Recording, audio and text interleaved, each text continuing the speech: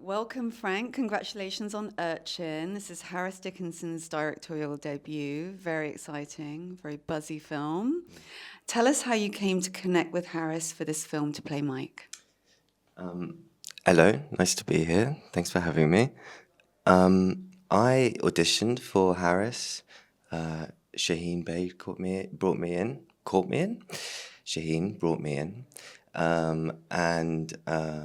I just auditioned for him, and we did some reading together and a bit of improvisation, and I got the part. Did he tell you why he chose you? No. No. I did say to him, why don't you play Harris?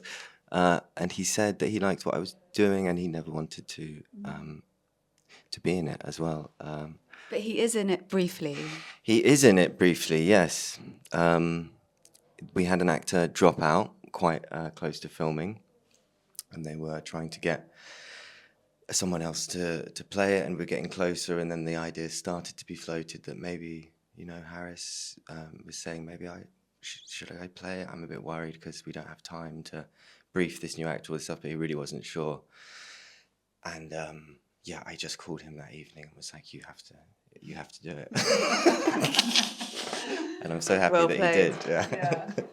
So this is your first time at Cannes. What are your impressions so far of being here and being here with a huge film? Yeah, I'm sort of in a dream, really. I just feel a bit overwhelmed, and it's a great privilege to be here. Joaquin Phoenix is here. There's so many people here that I'm so in awe of, and just very happy to be amongst my peers. So let's talk about how you built the character of Mike. You've said that his experience was wildly different from your own experience. And so how did you approach representing someone who was unhoused, who had addiction issues? What were some of the things you did to research? I did a lot of different things. I always feel slightly strange as an actor talking about my research, because it can sound a bit absurd, the things that an actor does to prepare. So I'll save you some of the details, but I suppose my main objective was to find a sort of, how can I say this? Like underneath our society and our ideas about ourselves and our clothes and our all these things that we build our identity on top of, there is this human sort of nerve that is very sensitive and very kind of fight or flight or love or hate or feel feelings, I suppose. This isn't a very good answer, but I tried to find my feelings, I suppose. God, this is a terrible answer. I get what you're saying.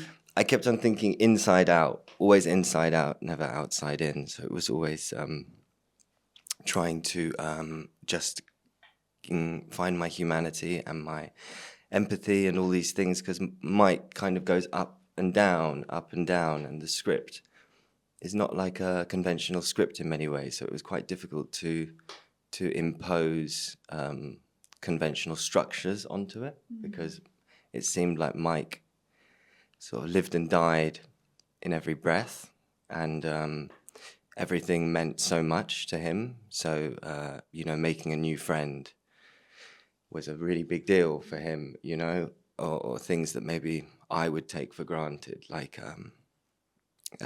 getting a good job and a bit of money, for Mike, that was it's a really sort of life-changing thing. So I sort of tried to build a sensitive person.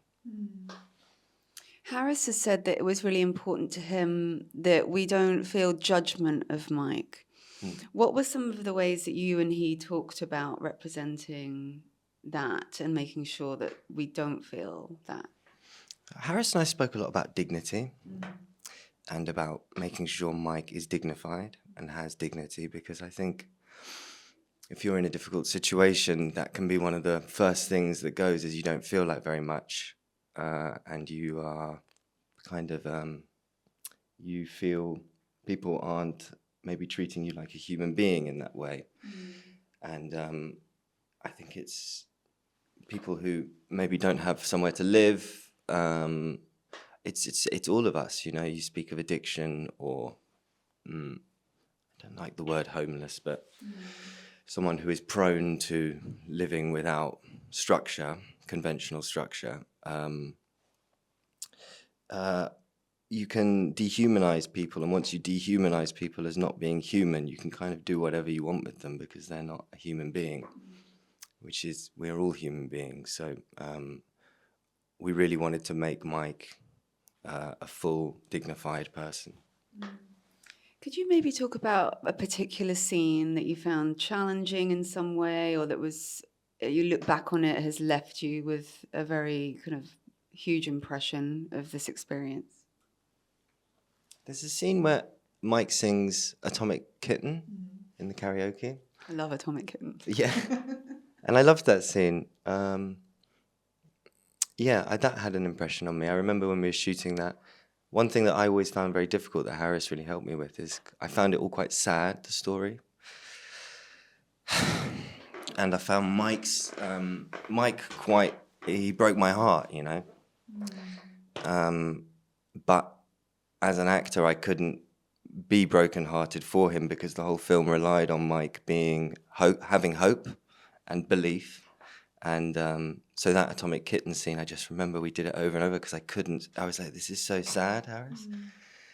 And he kept on being like, you need to, like, not so sad, you know, this is a good moment, you're happy, you're making new friends, everything's going to be okay. Of course, as me, as the actor, I know what's coming.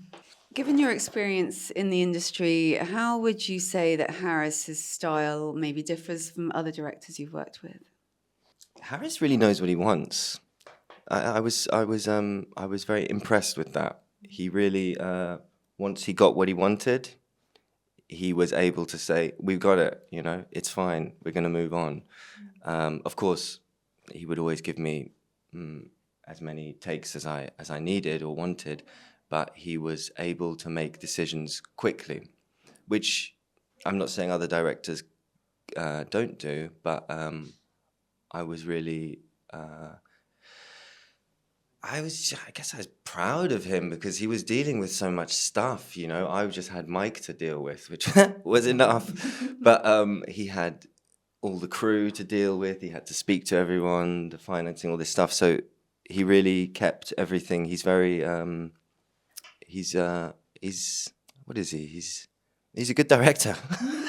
That's great. Yeah. I'm sure he'd love to hear that. Yeah. Also, because he was an actor, that was something that I was really good with him, is that I knew that he knew what I was doing, and I trusted him, which was really nice, because not all directors are actors, so sometimes they are interested in other things.